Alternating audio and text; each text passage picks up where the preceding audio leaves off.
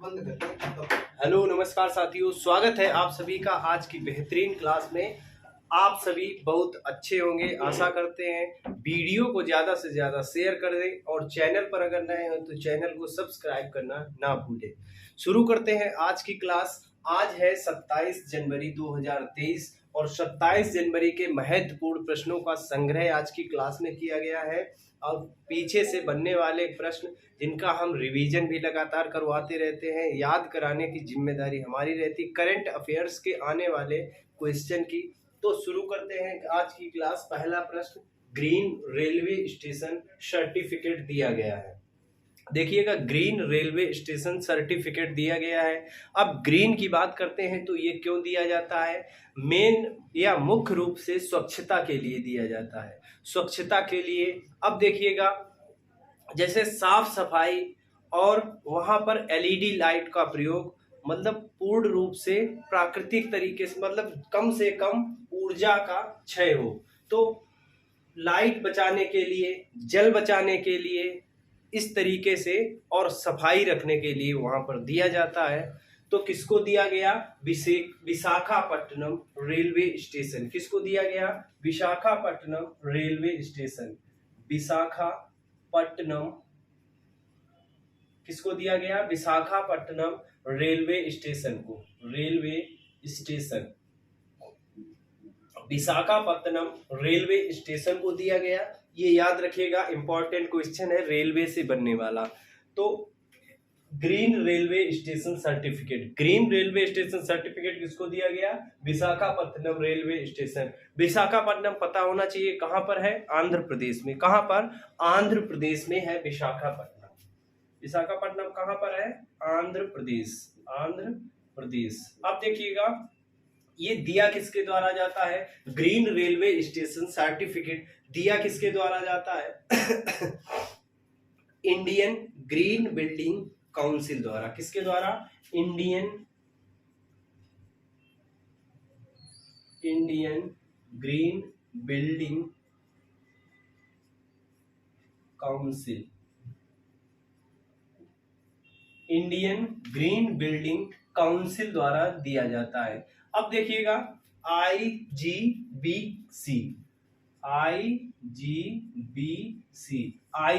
द्वारा। किसके द्वारा?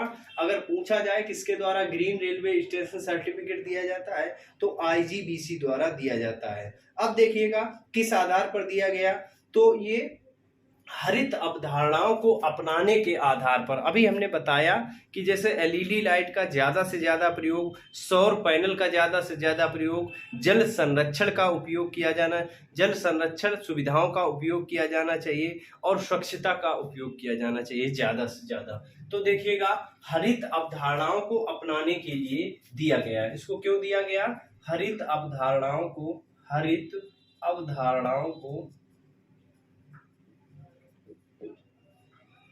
अपनाने के लिए, हरित अवधारणाओं को अपनाने के लिए। अब हरित अवधारणाओं में क्या क्या देखिएगा क्यों दिया गया, तो एलईडी लाइट का उपयोग, सौर पैनल, एलईडी लाइट, सौर पैनल,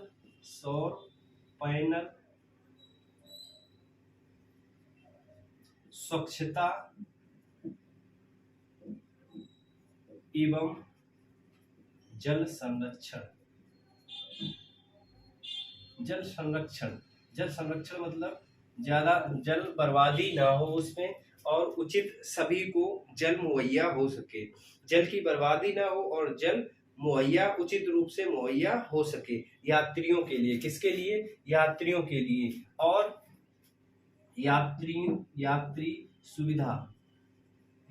सुविधा को बेहतर बनाया गया। किसमें? यात्री सुविधा को इसमें बेहतर बनाया गया। एलईडी लाइट का प्रयोग किया गया, सौर पैनल का प्रयोग किया गया, अधिक से अधिक स्वच्छता का ध्यान रखा गया और जल संरक्षण एवं यात्रियों की सुविधाएं उपलब्ध कराएंगे। आगे देखिएगा, ये आइडियल ट्रेन प्रोफाइल शुरू किया है। आइडियल ट्रेन प्रोफाइल शुरू किया है, किसके द्वारा शुरू किया गया?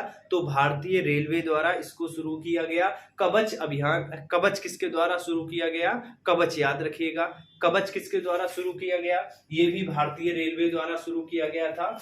कवच, कवच, कवच सुरक्षा के लिए बनाया गया है, ट्रेनों की टक्कर को रोकने के लिए। किसके लिए? ट्रेनों की टक्कर को रोकने के लिए कवच का उपयोग किया जाएगा।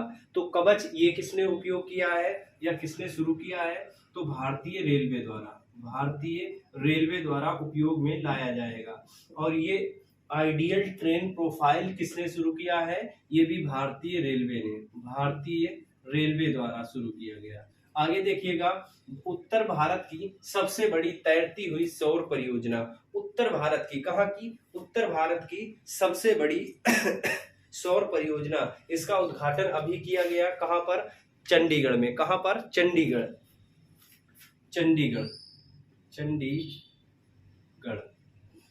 आगे देखिएगा, विश्व की सबसे बड़ी, अगर विश्व की सबसे बड़ी पूछ दी जाए तो नर्मदा नदी पर, मध्य प्रदेश में। कहां पर? मध्य प्रदेश में नर्मदा नदी पर। और बांध कौन सा है? ओमकारेश्वर बांध। कौन सा? ओमकारेश्वर बांध पर। तो ओमकारेश्वर, ओमकारेश्वर बांध कहां पर? नर्मदा नदी, नर्मदा नदी। और है कहां पर? मध्य प्रदेश में। आगे देखिएगा, BHAR। तो BHAR मतलब इससे भारत ऑपरेटिंग सिस्टम, मोबाइल के लिए बनाया गया भारत का स्वदेशी ऑपरेटिंग सिस्टम है, जिसको बनाकर के पूर्ण रूप से तैयार कर लिया गया। क्या है? Bharat operating system. याद रखिएगा, इस तरीके से याद कर लीजिएगा। BHAR के मतलब भारत, OS मतलब ऑपरेटिंग सिस्टम, इसको बनाया गया है किसके द्वारा? भारत के द्वारा। तो भारत का स्वदेशी कैसा है? भारत का स्वदेशी mobile operating system, mobile operating system.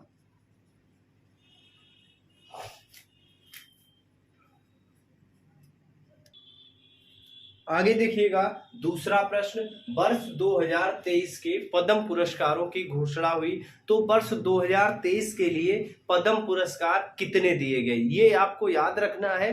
किस श्रेणी में कितने पुरस्कार दिए गए, इंपॉर्टेंट है। कुछ नाम भी हम बताएंगे जो कि इंपॉर्टेंट रहेंगे, आपको याद करने हैं।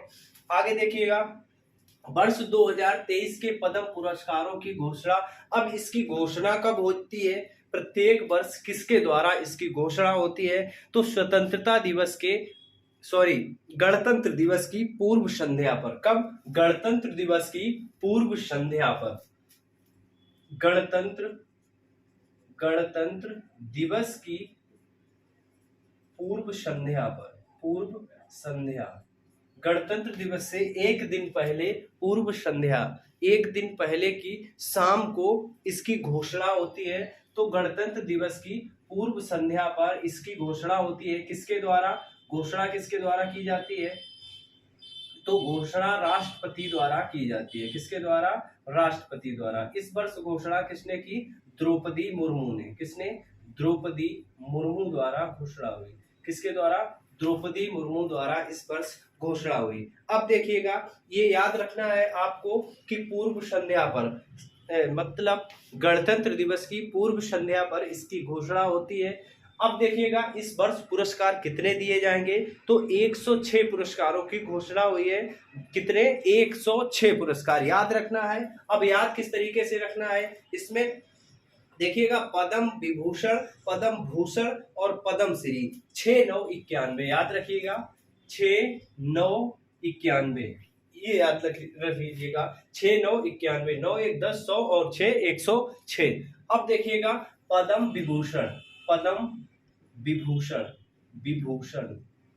पद्म विभूषण 6 और पद्म भूषण, पद्म भूषण कितने दिए गए? तो 9 पद्म भूषण, 6 पद्म विभूषण और 91 पद्म श्री, पद्म श्री। पद्म श्री कितने 91, तो टोटल कितने हो गए, टोटल 106 पुरस्कार, टोटल कितने 106 पुरस्कारों की घोषणा हुई है।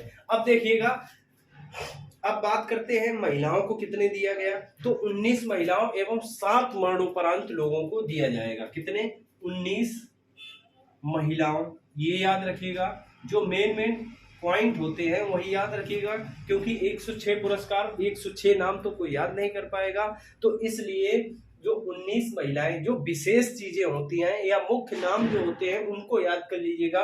6 पद्म विभूषण, 9 पद्म भूषण और 91 पद्मश्री। आगे 19 महिलाओं को एवं 7 मरणोपरांत लोगों को, कितने 7 लोगों को मरणोपरांत, अब देखिएगा 7 लोगों को मरणोपरांत दिया गया है, जिसमें से मुख्य रूप से कौन है।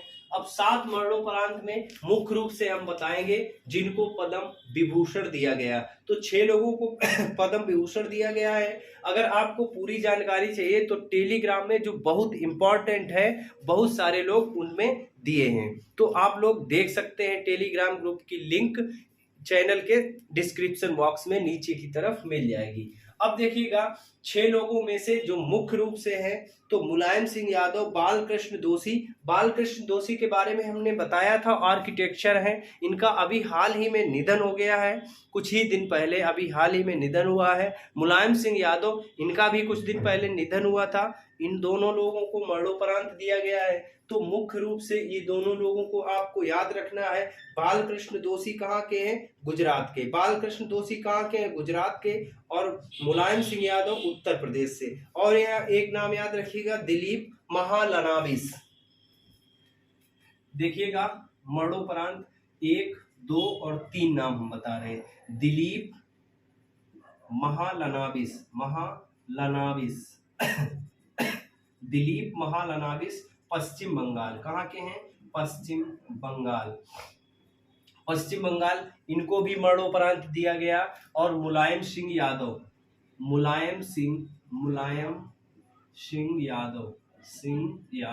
ये कहाँ के हैं, यूपी के। कहाँ के हैं यूपी के, ये भी याद रखिएगा। और बालकृष्ण दोषी,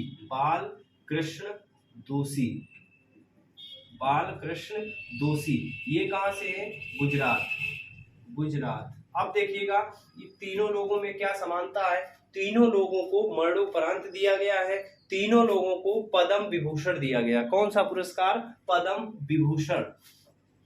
अब देखिएगा इन तीनों लोगों को पद्म विभूषण कौन सा दिया गया, पद्म विभूषण, और मरणोपरांत मिला मरणोपरांत, तो इन तीनों लोगों को ही मरणोपरांत दिया गया। मुलायम सिंह यादव, बालकृष्ण दोषी और दिलीप महालनाविस, जो कि मुख्य रूप से है, इनको याद रखिएगा। इन्हें पद्म विभूषण दिया गया। कौन सा, पद्म विभूषण। अब देखिएगा आगे, तो 2023 में पद्म विभूषण। अब 2022 की बात करते हैं, तो 2022 में पद्म सम्मान कितने दिए गए या पद्म पुरस्कार कितने दिए गए। अब देखिएगा इस बार 6,991 थे। कितने थे, 6,991। अब पिछले साल के कैसे याद रखोगे, 4, 17, 107 कितने दिए गए थे, 4, 17 और 107 सम्मान कितने दिए गए थे, 4 + 17 + 107, 4, 17 और 107। 4 थे पद्म विभूषण और 17 थे पद्म भूषण, 107 कौन से थे, पद्मश्री। अब देखिएगा कितने हो गए, 17 और 7 24 और 4 28, 128 पुरस्कार टोटल दिए गए थे। कितने, 128 टोटल पुरस्कार कितने दिए गए थे, 128। और किसके द्वारा दिए गए थे, तो पिछले राष्ट्रपति कोविंद जी द्वारा। किसके द्वारा, कोविंद जी द्वारा दिए गए थे। अब देखिएगा, तो ये भी याद रखिएगा, 4, 7, 107, 4, 17, 107, ये याद रखिएगा, 4, 17, 107। अब देखिएगा 4 में नाम भी याद रखिएगा, प्रभा अत्रे, राधे श्याम खेमका, जनरल बिपिन रावत और कल्याण सिंह। ये 4 नाम आपको याद रखने हैं क्योंकि 4 पद्म विभूषण पुरस्कार दिए गए थे। तो ये नाम याद रखने हैं, प्रभा अत्रे, राधे श्याम खेमका, जनरल बिपिन रावत और कल्याण सिंह। ये नाम 4 आपको याद रखने हैं। आगे देखिएगा, मेजर ध्यानचंद पुरस्कार 2022 में किसे दिया गया? शरत कमल को। किसको? शरत कमल को। आगे प्रवासी भारतीय सम्मान। अब देखिएगा, ये भी इस तरीके से याद कर लीजिएगा कि प्रवासी भारतीय सम्मान कितने लोगों को दिए गए। तो प्रवासी भारतीय सम्मान कितने लोगों को दिए गए? 27 लोगों को। कितने लोगों को? 27 लोगों को। 27 लोगों को दिए गए, ये याद रखिएगा, दिए गए। आगे देखिएगा, तीसरा प्रश्न, आईसीसी वार्षिक पुरस्कार 2022। आईसीसी के वार्षिक पुरस्कार की घोषणा हो चुकी है पूर्ण रूप से। एक हमने कल पढ़ाया था, ICC men's T20 cricketer of the years men's में। अब मेंस और वीमेंस दोनों में हमने पढ़ाया था। अब देखिएगा, उसी तरीके से पूरे आ चुके हैं, one day cricketer of the year, test cricketer of the year और क्रिकेटर ऑफ द ईयर। तो इन सभी को आपको याद कर लेना है। मुख्य रूप से किसे याद करना है हम बताएंगे।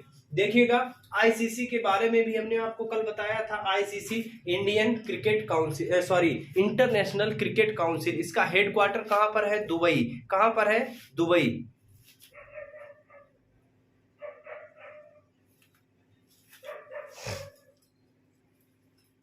तो दुबई में इसका मुख्यालय है और इसके हेड कौन है? Greg Berkeley. कौन है? ग्रेग बर्कले इसके हेड हैं। 1909 में इसकी स्थापना हुई थी। इतना हमने आपको इसके बारे में कल भी बताया था। ICC, Greg Berkeley, Greg Berkeley, Greg Berkeley, और ये कौन है? हेडक्वार्टर कहां पर है? दुबई। दुबई हेडक्वार्टर कहां पर है? दुबई, और 1909 में स्थापना हुई थी। आगे देखिएगा, अब cricketer of the year, cricketer of the year किसे चुना गया? मेंस और वीमेंस में। देखिएगा, मेंस में किसको चुना गया? तो मेंस में बाबर आजम, पाकिस्तान के, किसको चुना गया? बाबर आजम को। और अगर वीमेंस की बात करते हैं तो वीमेंस में चुना गया है नटालिया सीवर। देखिएगा, मेंस और वीमेंस, मेंस और वीमेंस की बात करते हैं तो मेंस में किसको चुना गया है?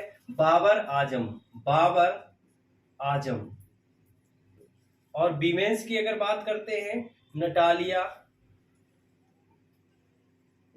नटालिया, किसको चुना गया है? नटालिया। अब ये है कहां की? इंग्लैंड की। नटालिया सीवर नाम है इनका, है कहां की? इंग्लैंड की। नटालिया सीवर है कहां की? इंग्लैंड की। और बाबर आजम कहां के हैं? बाबर आजम पाकिस्तान के। कहां के? बाबर आजम पाकिस्तान के। बाबर आजम कहां के हैं? पाकिस्तान के खिलाड़ी हैं। और नटालिया सीवर कहां की हैं? इंग्लैंड की खिलाड़ी। आगे देखिएगा, test cricketer of the year. तो test cricketer of the year में पुरुष में किसको चुना गया है? वेन स्टॉक को। किसको? Ben Stokes, Ben Stokes.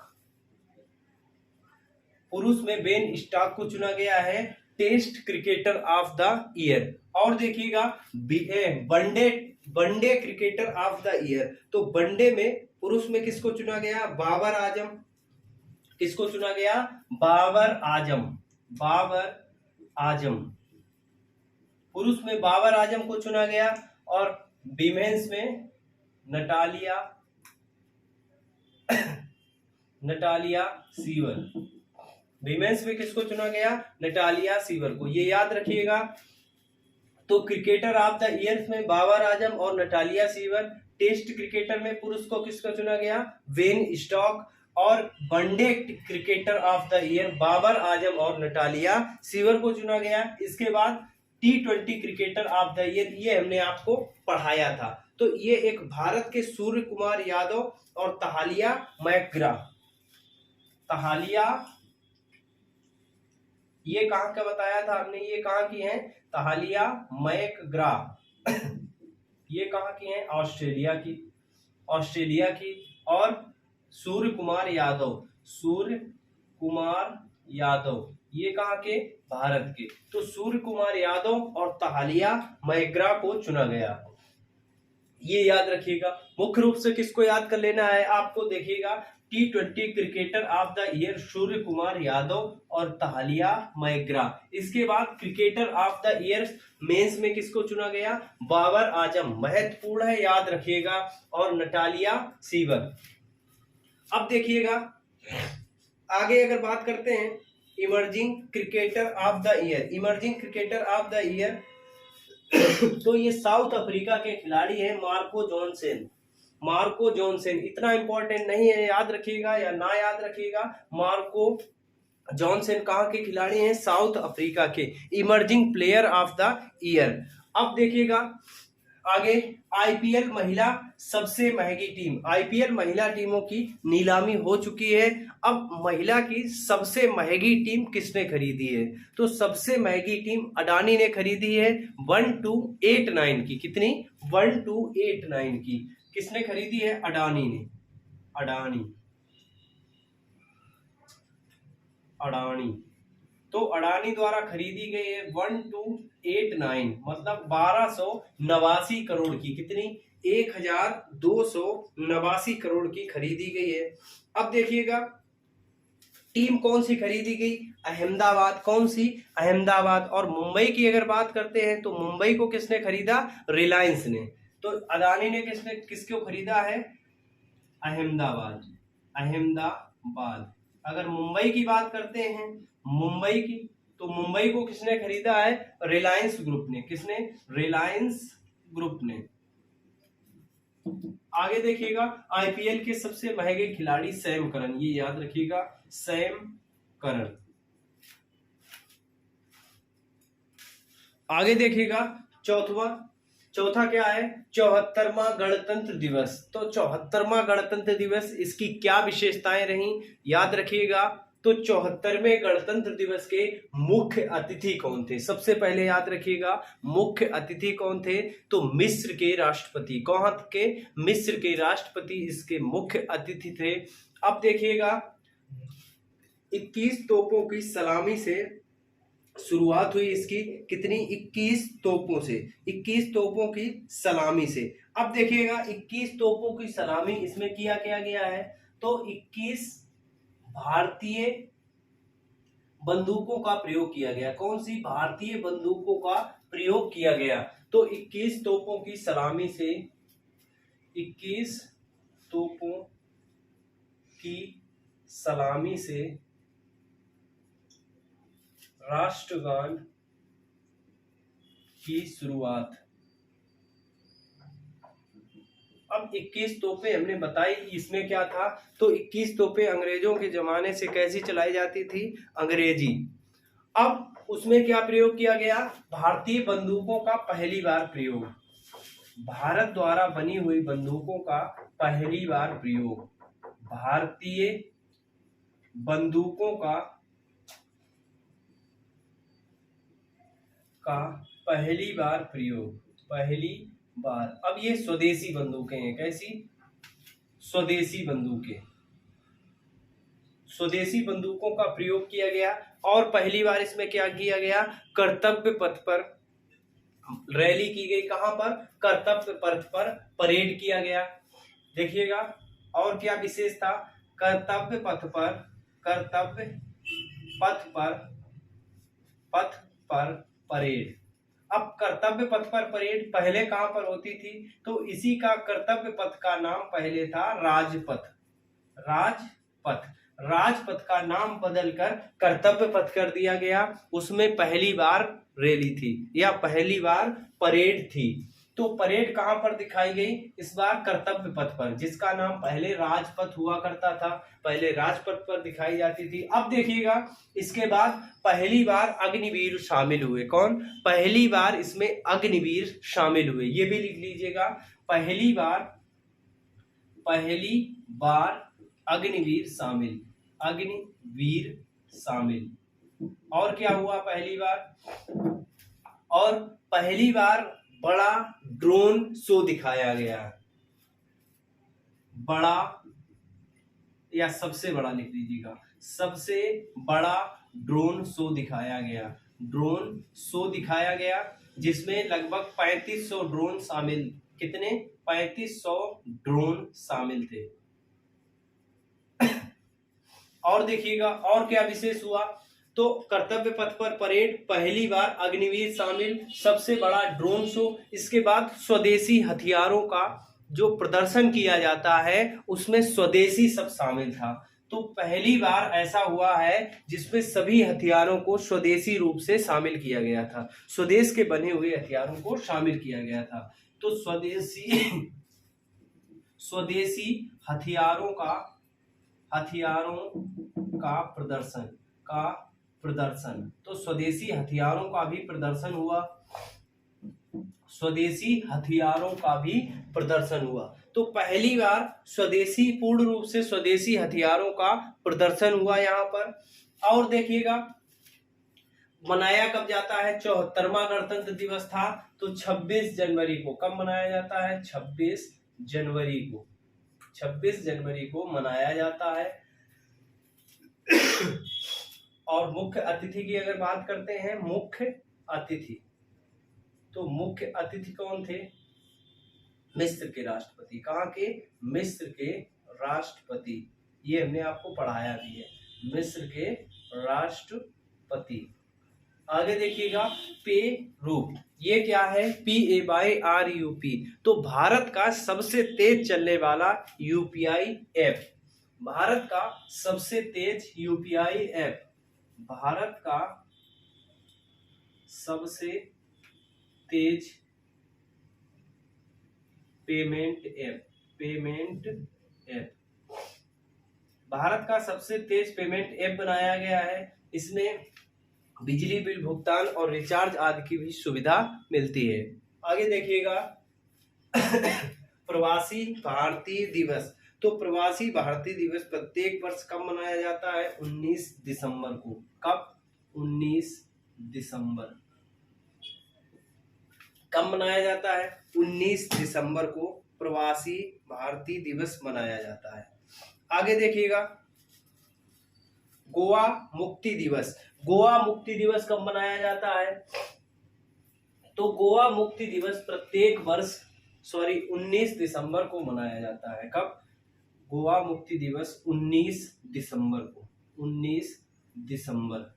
और प्रवासी भारतीय दिवस 9 जनवरी को मनाया जाता है, कब, 9 जनवरी, 9 जनवरी को प्रत्येक वर्ष प्रवासी भारतीय दिवस मनाया जाता है। गोवा मुक्ति दिवस कब मनाया जाता है, 19 दिसंबर को प्रत्येक वर्ष गोवा मुक्ति दिवस मनाया जाता है। राष्ट्रीय किसान दिवस, अब देखिएगा राष्ट्रीय किसान दिवस कब मनाया जाता है, चौधरी चरण सिंह की जयंती पर, किसकी, चौधरी चरण सिंह की जयंती पर राष्ट्रीय किसान दिवस प्रत्येक वर्ष मनाया जाता है। अब कब मनाया जाता है, इसको भी दिसंबर में मनाया जाता है, 23 दिसंबर को, कब मनाया जाता है, 23 दिसंबर को राष्ट्रीय किसान दिवस, 23 दिसंबर।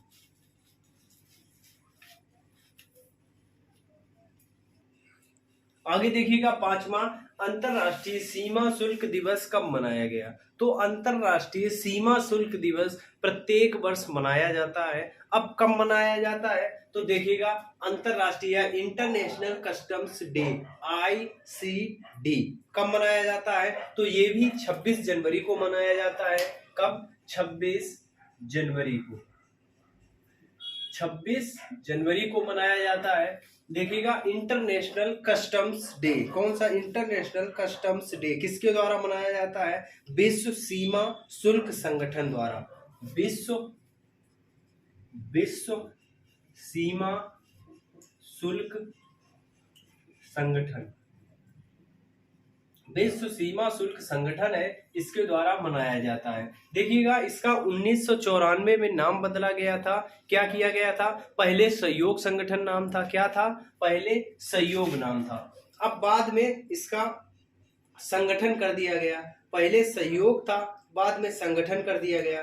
देखिएगा सीमा शुल्क सहयोग मतलब CCC, सीमा शुल्क सहयोग, सीमा शुल्क सहयोग, सीमा शुल्क सहयोग था 1953 से 1953 से। सीमा शुल्क सहयोग मतलब CCC। इसके बाद 1994 में सीमा शुल्क संगठन कर दिया गया, विश्व सीमा शुल्क संगठन कर दिया गया। फिर इसके बाद 1900, ये याद रखिएगा 1994 पहले CCC नाम था, CCC, फिर WCO ऑर्गेनाइजेशन कर दिया गया। पहले कोऑपरेटिव था, बाद में ऑर्गेनाइजेशन कर दिया गया। तो